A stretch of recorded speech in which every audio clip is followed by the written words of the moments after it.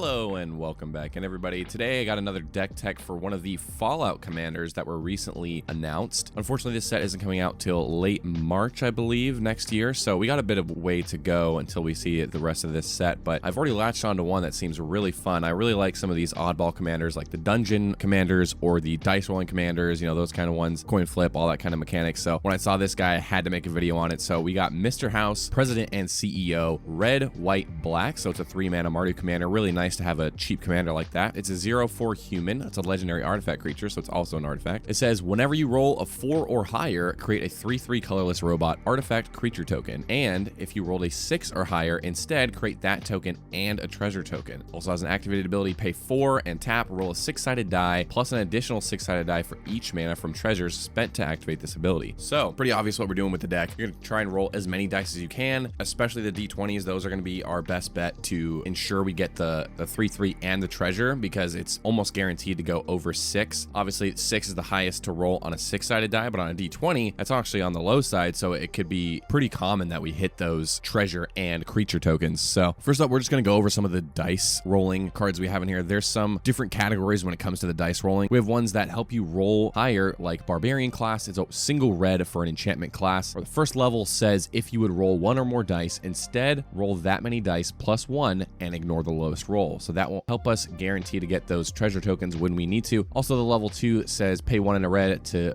bump it up to level 2. Whenever you roll 1 or more dice, target creature you control gets +2/+0 and gains menace until end of turn. Pretty good to help bump up our 3/3 robots into 5/3s or even higher in a single turn and give them menace, so that just helps us close out the game, because pretty much the primary way we're going to win with this deck is going to be through combat damage from our horde of 3/3 robot artifact creature tokens. So to be able to pump them up on this little spell that also helps our dice rolling is really awesome. Again, with level 3, another buff spell, pretty much 2 in a red. Creatures you control have haste, so it makes those 3/3s that we're creating come out and swing immediately. That's pretty nice. Similarly to the Barbarian class, we have Will, Blade of Frontiers. It's 1 in a red for a 1/1 human warlock. If you would roll 1 or more dice, instead roll that many dice plus 1 and ignore the lowest roll. And whenever you roll 1 or more dice, put a 1/1 counter on Will. So again, similar to the Barbarian class, this just helps us hit those higher rolls so we get more benefit off of our cards. And then we have some cards that are going to have us rolling dice every single turn, such as Celebrate 1000, 5 mana, 3/3 clown robot, artifact creature token. It says at the beginning of combat on your turn, roll 2 6-sided dice. For each result of 1, Celebrate 1000 gets +1/+1 until end of turn. For each other result, it gains the indicated ability until end of turn. If you roll doubles, it also gains double strike until end of turn. So 2 is menace, 3 is vigilance, 4 lifelink, 5 is flying, and 6 is indestructible. Yeah, it's nice to have all these keywords on our 3/3 and then possibly give them double strike and all this stuff. So it's a nice little beater, but the real reason we want this is that we roll those 2 6-sided dice on each of our combat steps. Another one we have Chaos Dragon, 1 red for a 4/4 dragon with flying and haste. It says Chaos Dragon attacks each combat if able, and at the beginning of combat on your turn, each player rolls a d20. If 1 or more opponents had the highest result, Chaos Dragon can't attack those players or planeswalkers they control this combat. So again, we're not too concerned about the damage. It's more about rolling the d20 every turn, and this guy just lets us do that. Another one similarly, we got Iron Mastiff, 4 mana, 4/4 artifact creature dog. It says whenever Iron Mastiff attacks, roll a d20 for each player being attacked and ignore all but the highest roll. So 1 through 9, Iron Mastiff deals damage equal to its power to you. 10 through 19, it deals damage equal to its power to defending player, or nat 20, it deals damage equal to its power to each opponent. So the reason we're using this is because you roll a d20 or several on each of your attack steps. And then we got the Deck of Many Things. It's a 5 mana legendary artifact. Pay 2, tap, roll a d20 and subtract the number of cards in your hand. If the result is 0 or less, discard your hand. So likely in this deck, we're not going to have that much of an issue because we have a lot of draw spells in this deck, considering that our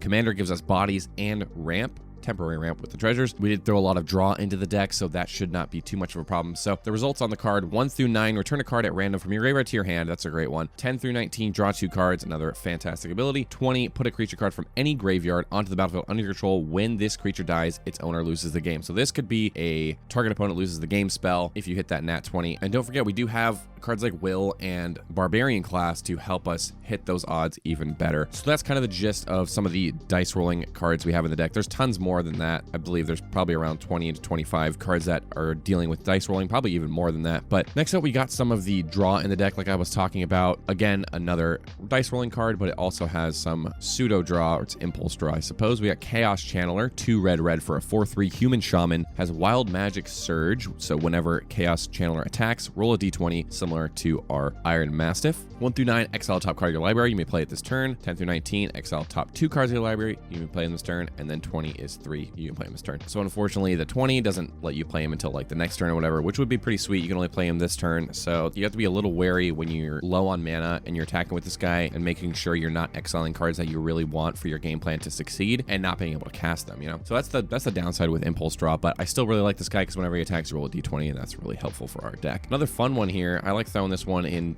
token decks that are making 1/1s, 2/2s, 3/3s, whatever. It's Symmetry Matrix. It's 4 mana for an artifact. It says whenever a creature with power equal to its toughness enters the battlefield under your control, you may pay 1 if you do draw a card. So this reads whenever you roll a 4 or higher, pay an additional 1 and draw a card. However, I'm pretty sure if you roll a 6 or higher, you get the 3/3 and the treasure at the same time. So you can use the treasure to pay for the Symmetry Matrix when the 3/3 ETBs. I'm pretty sure that's how that works. If not, let me know down in the comments below. Another good draw spell here. We got Stormclaw Rager, 1 black-red for a 2/2 Ogre Warrior. Has 1 sacrifice another creature or artifact, put a 1/1 counter on Stormclaw Rager and draw a card, activate only as a sorcery. Kind of unfortunate that we can only do it as a sorcery, but since we are going to be spitting out so many tokens, sacrificing them to draw cards is not that big of a deal, especially since you can't really use something like Skull Clamp in this deck because they're not 1/1s, they're 3/3s, so something like this is a nice little alternative. Next up here, I got Low Shield, Clockwork Scholar, 2 and a white for a 2/4 legendary Elephant Artificer. It says prevent all combat damage that would be dealt to attacking artifact creatures you control, which is great because our artifact creatures are going to be our main win con. It also says whenever 1 or more artifact creatures enter the battlefield under your control, draw a card. This ability triggers only once each turn. Next up, we'll be talking about some of the removal here. Again,